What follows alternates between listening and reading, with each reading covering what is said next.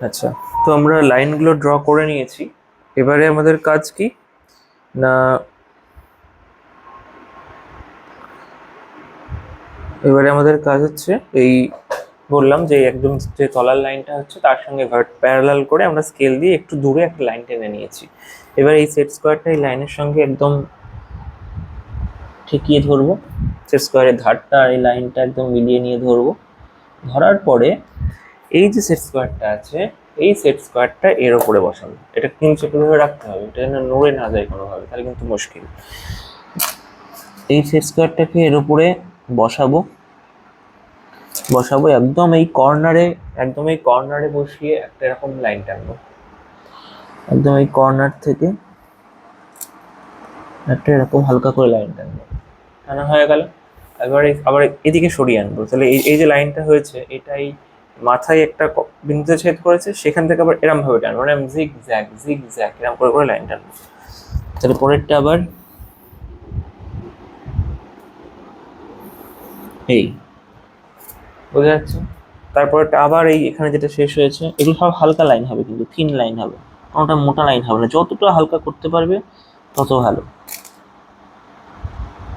আমি তোমাদের বোঝার সুবিধার জন্য একটু মোটা করে করছি, কিন্তু এটা যত তোমরা হালকা করতে পারবে এই গ্রিডটা, তত এটা ভালো।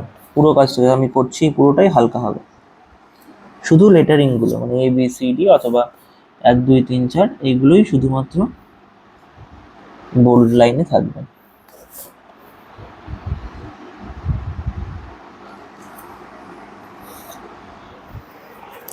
দেখতে পাচ্ছ আমরা গ্রিড তৈরি করে নিয়েছি। এইবারে মানে লাইনগুলো টেনেছি, এইবার গ্রিড তৈরি করার জন্য এই যে প্রত্যেকটা বিন্দু আছে, যে বিন্দুগুলোকে ছেদ করেছে, এই প্রত্যেকটা লাইনকে এই এই ব্যাকা লাইনটা, এই হরাইজন্টাল লাইনগুলোকে যে প্রত্যেকটা বিন্দুতে ছেদ করেছে এই ইনক্লাইন্ড লাইনটা, সেইগুলো দিয়ে ভার্টিক্যালি লম্বা লম্বা দাগ টানতে হবে, তাহলে গ্রিড তৈরি হয়ে যাবে। তো সেটার জন্য আমার সেই সেট স্কোয়ার ব্যবহার করতে হবে। তাহলে আমার এই যে ভার্টিক্যাল লাইনটা আছে এর সঙ্গে প্রত্যেকটা লাইন প্যারালাল হবে, ঠিক আছে? যদি তোমরা স্কেল দিয়ে করতে পারো তো ভালো, তবে আমি এটাই সেট স্কোয়ার দিয়ে করার রিকমেন্ড করবো।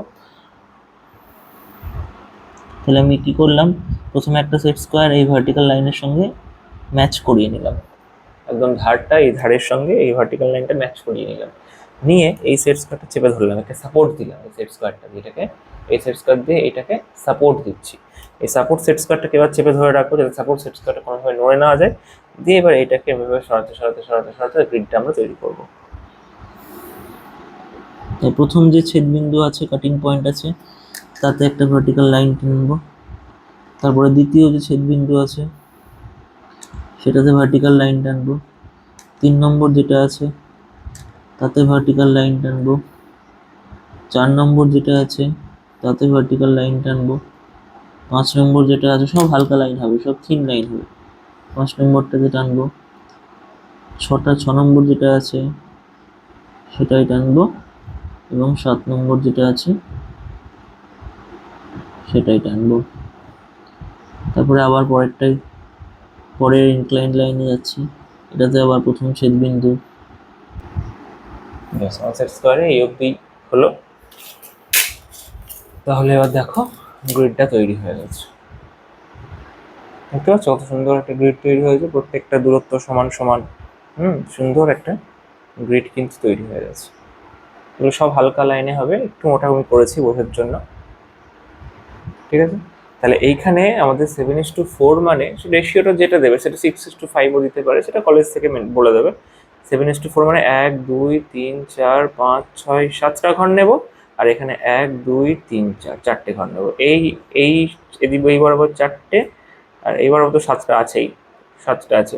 এই বরাবর 4টে ঘর, 1 2 3 4, মানে এখান থেকে এইটুকুনির মধ্যে পুরো লেটারটা কমপ্লিট হবে, এ হোক বি হোক সি হোক ডি হোক যা হবে এর মধ্যে কমপ্লিট হবে। তো সিঙ্গেল স্ট্রোক জেনারেলি 7:4ই দেয়, ডাবল স্ট্রোকটার জন্য একটু বড় ঘর লাগে, তখন এখানে 4টে ঘর হলে হয় না, একটু বেশি হতে হয়, 5টা বা 6টা। তাহলে সিঙ্গেল স্ট্রোক আমরা এটা কিভাবে লিখবো দেখি। তাহলে আমাদের গ্রিড তৈরি হয়ে গেল। এইবার যে আমরা এবিসিডি গুলো লিখবো এইগুলো এবার থেকে কিন্তু বোর্ড লাইন হবে বা থিক লাইন হবে, একটু মোটা হবে। তাহলে আমরা কি করব, দেখো একটা এ কিভাবে হয়, একটা এ হচ্ছে এই এই আর এটা জুড়ে দিই, তাই তো? এটা হচ্ছে আমাদের এই। তাহলে তোমরা এটার বইয়ের রেফারেন্স নিতে পারো, এনডি ভাটের বইয়ের রেফারেন্স আছে এই যে।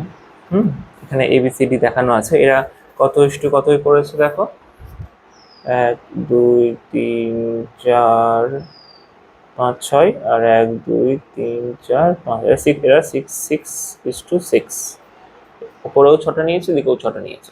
তো এইভাবে ওরা এ বি, এরা তোমার শেপগুলো এখান থেকে নিয়ে নেবে, যে এটা কেমন দেখতে হয়, বি এর ওপরের মাথাটা একটু ছোট হয়, দ্বিতীয়টা একটু বড় হয় যাবে, এটা দুটোকে একই রকম করে দিলেও অসুবিধা নেই। সিটা কেমন হয়, ডিটা কেমন হয়, ইটা কেমন হয়, এফ জি, হ্যাঁ, এরকম ভাবে ঘুরিয়ে নিতে হবে। H I J K L M N, K এর এই যে দ্বিতীয় দাগটা, এটা একদম কিন্তু কোণা থেকে নয়। আমরা অনেক সময় লেখার সময় কোণা থেকে দিই, এটা কিন্তু একটু দূর থেকে। হ্যাঁ, এল এম এন, এমটা পুরো একদম এই যে নিচে এসে ঠেকছে, আবার উঠছে, এরকম ভাবে। এন ও পি কিউ, হ্যাঁ, R S T U V W X Y Z, এবং 1 থেকে 0। তো এই পুরোটা আমরা করব। তাহলে প্রথমে এটা আমরা করি। এর জন্য আমরা কি করব, স্কেল নেব। স্কেল নিয়ে তাহলে আমার কটা ঘর আছে, 1 2 3 4, এই 4টে ঘরের মধ্যে করতে হবে। তাহলে এই একদম শুরুর ঘর আর একদম শেষের ঘর, তাহলে তার মাঝখানে এই মাথাটা গিয়ে ঠেকবে, এই যে মাথাটা এখান থেকে উঠবে, এই জন্য এটা উঠবে, এটা উঠে গিয়ে এই 4টে ঘরের ঠিক মাঝখানেরটা গিয়ে ধাক্কা মারবে, ধাক্কা মেরে আবার নিচে নেমে আসবে। তাহলে এই মাঝখান কোনটা, একটা ঘর, দুটো ঘর, তিনটে ঘর, চারটে, তাহলে এইটা হচ্ছে মাঝখানের দাগ, এদিকে দুটো, এদিকে দুটো, তাহলে এইটা হচ্ছে মাঝখানের বিন্দু। তাহলে আমি কি করব, এই কোনা কোনা জুড়ে দেবো, এই কোনা থেকে এই মাঝখানটা জুড়ে দেবো, আবার ওই মাঝখান থেকে এই নিচটা জুড়ে দেবো, ঠিক আছে? আর যে নিচের দাগটা থাকবে, এটা কিন্তু একদম মাঝখানে যে পেটটা কাটা থাকে, এই পেট কাটাটা কিন্তু একদম মাঝখানে থাকে, মাঝখান থেকে একটু নিচে থাকে। তাহলে নিচ থেকে যে 3 নম্বর ঘরটা, সেইটা আমরা জুড়ে দেবো। দেখো, এটা হয়ে গেল আমাদের এ, বুঝতে পারছো? যে এই কর্নার থেকে একদম মাঝখানের মাথাটা, আবার মাঝখানের মাথা থেকে কর্নারটা, আর এখানে 1 2 3 3 নম্বর দাগটা জুড়ে দিলাম, এটা হয়ে গেল আমাদের এ। নেক্সট হবে বি। বি কিভাবে করব, দেখো বি একটু কার্ভ আছে, একটা ঘর ছেড়ে দিয়ে আমরা বি করব, একদম গায়ে গায়ে করবো না, তাহলে দেখতে খারাপ লাগবে। একটা বা দুটো ঘর ছেড়ে দিয়ে আমরা বি করব। তাহলে বি এর জন্য আমরা আগে এই লাইনটা সোজা টেনে নেব, ভার্টিক্যাল লাইনটা, যেটা বি এর এটা হয় আর কি, ঠিক আছে?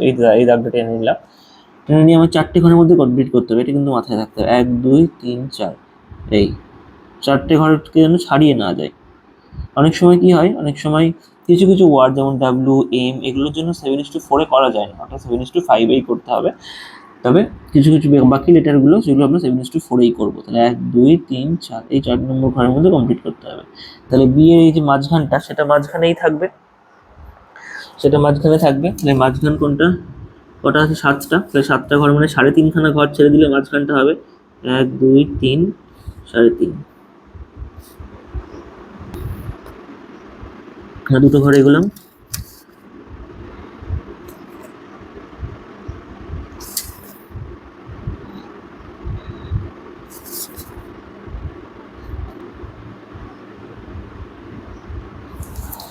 দেখো আমরা বিয়ের জন্য কি করেছি, এখানে দুটো ঘরে গিয়েছি, এই মাঝখান থেকে, এই দুটো দাগের মাঝখান থেকে, মানে একদম টোটালটার মাঝখান যেটা হচ্ছে, এদিকে 1 2 3 4 3খানা, এদিকে 1 2 3 4 3খানা ঘর ছেড়ে মাঝখান থেকে দুটো ঘরে গিয়েছি। এইবারে এইখানে আমাকে এরকম একটা কার্ভ করতে হবে, এরকম একটা কার্ভ করতে হবে, এরকম একটা কার্ভ করতে হবে, তাহলে বিটা হবে, তাই তো? কিন্তু এই কার্ভ দুটো তোমরা কিভাবে করবে, দেখো এই কার্ভ দুটো যে হাতে করতে পারবে, এই যার হাতের টান ভালো, হাতে করতে পারলে তো সব থেকে ভালো, ঠিক আছে? কিন্তু হাতে না করলে তোমার ওই বৃত্তের যে রেডিয়াস বা ওই বৃত্তের যে ডায়ামিটার, সেটা পাওয়াটা মুশকিল। তো তার জন্য আমাদের এই ফ্রেঞ্চ কার্ভ আছে। এই ফ্রেঞ্চ কার্ভ কিন্তু এখানে বিভিন্ন ধরনের কার্ভ আছে, এই কোনো একটা কার্ভের সঙ্গে এটাকে ম্যাচ করাতে হবে, করিয়ে দাগটাকে টানতে হবে। কিন্তু আমি জেনারেলি হাতেই এটাকে প্রেফার করি, হাতের টানটা সুন্দর করে এটাকে করা যায়। তবে এখানে যে পারবে না, সে এটাকে চেষ্টা করবে এই কার্ভ দিয়ে মেলানোর, এই ফ্রেঞ্চ কার্ভ দিয়ে এটাকে মেলানো কিন্তু একটু ডিফিকাল্ট, কারণ কোনভাবে এটাকে ঘোরালে ওই রেডিয়াসে এখানে গিয়ে মিলবে, সেটা বলাটা কিন্তু একটু মুশকিল। তো সেই জন্য তোমরা দেখে নিবে এটা, হ্যাঁ, যদি করতে পারো হাতেই করার রেকমেন্ড আমি করব। এবং ওটাই দেখতে সব থেকে সুন্দর হয়, কারণ কোনাগুলো মেলানো একটু সুবিধা হাতে করলে, যেটা ফ্রেঞ্চ কার্ভে একটু মুশকিল। তো দেখো আমি হাতেই করছি।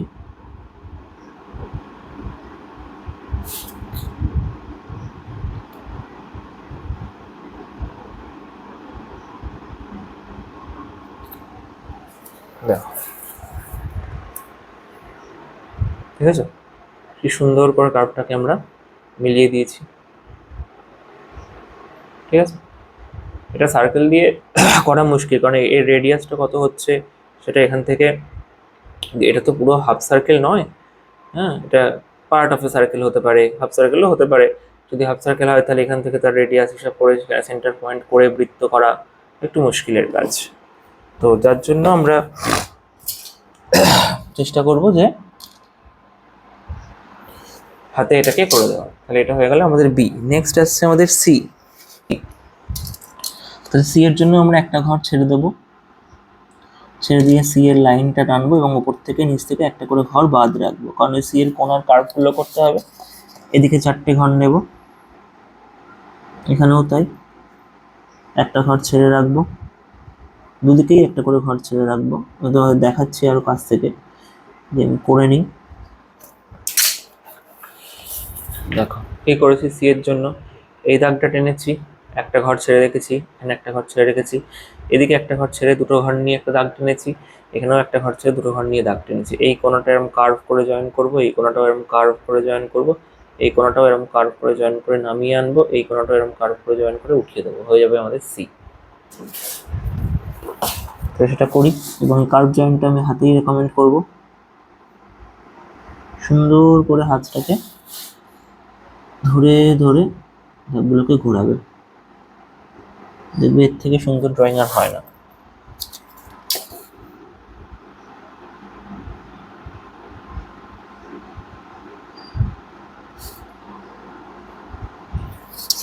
দেখো দেখছো, সি হয়ে গেল। নেক্সট আমরা সি ডি। একটা ঘর ছেড়ে দেবো,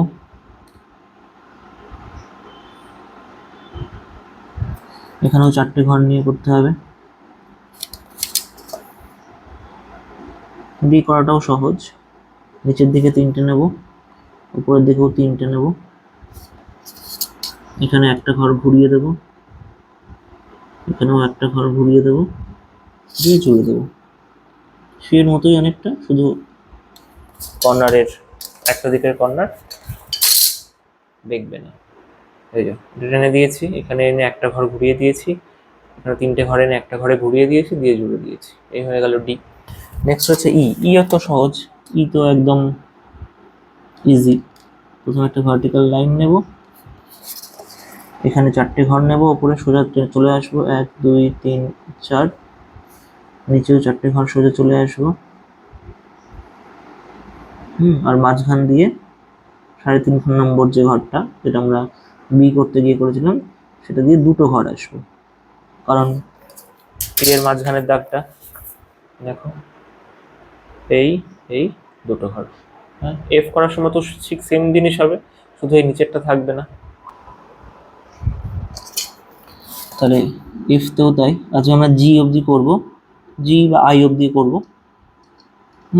পরের ক্লাসে আমরা বাকিগুলো দেখব। এফ, এফেও ঠিক ই এর মতোই হবে, শুধু নিচেরটা থাকবে না। আমাদের গ্রিডে যতটা ধরবে আজকে আমরা সেই অবধি করবো, যদিও গ্রিডে আর ধরবে না, আর একটু গ্রিড আমাদের বাড়াতে হবে। তাহলে এই হয়ে গেল আমাদের এফ।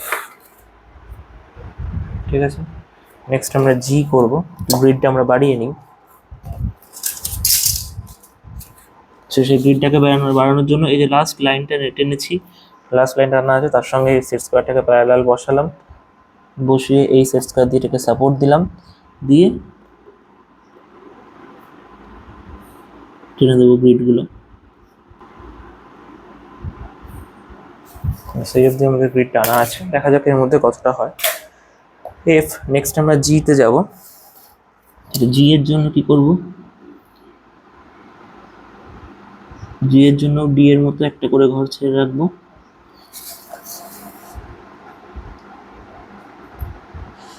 উপরেও তাই একটা করে ঘর ছেড়ে রাখবো, নিচেও তাই একটা করে ঘর ছেড়ে রাখবো।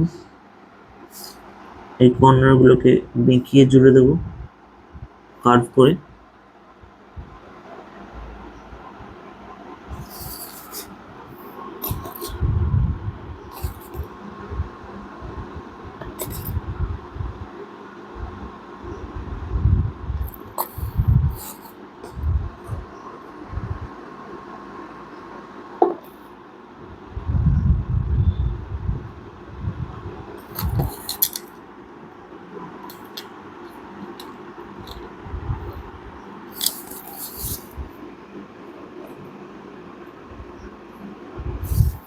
দেখো জি হয়ে গেল। এখানে দুটো ঘর, একটা আমি বেশি নিয়ে নিয়েছিলাম ভুল করে। দুটো ঘর কার্ভ করে নিচে চলে আসবে, আবার এখানেও কার্ভ করে নিচে চলে আসবে। এখানে একটা ঘর কার্ভ হয়ে যাবে, দুটো ঘর আবার কার্ভ হয়ে যাবে, সোজা উঠবে, দুটো ঘর উঠলো, দিয়ে এদিকে দুটো ঘর চলে আসবে। ঠিক আছে, এটা জি হলো। এইচ আই এগুলো তো সহজ একদমই। এইচ এর জন্য ভার্টিক্যাল লাইন, আবার 4 নম্বর ঘরে গিয়ে ভার্টিক্যাল লাইন দিয়ে মাঝখানটা জুড়ে দেবো। এইচ হয়ে গেল। আইও তাই, আই এর গ্রিডটা আমাদের নেই, একটু টেনে নিই। 1 2 3 4। আই এর জন্য উপরের মাথা 4টে জুড়বো, নিচের মাথা 4টে জুড়বো, দিয়ে মাঝখানের যে লাইনটা সেটা জুড়ে দেবো। হয়ে গেল আই। দেখতে পাচ্ছ এই যে এইচ হলো, হ্যাঁ, আর এই হলো আমাদের 4টে ঘর, 4টে ঘর আর সোজা দাগ। এই হয়ে গেল আই। তো সুন্দর আমাদের A B C D E F G H, এরকম সুন্দর করে আমাদের গ্রিডটা করতে হবে। এবং এর নিচে কি লেখা থাকবে? Single stroke lettering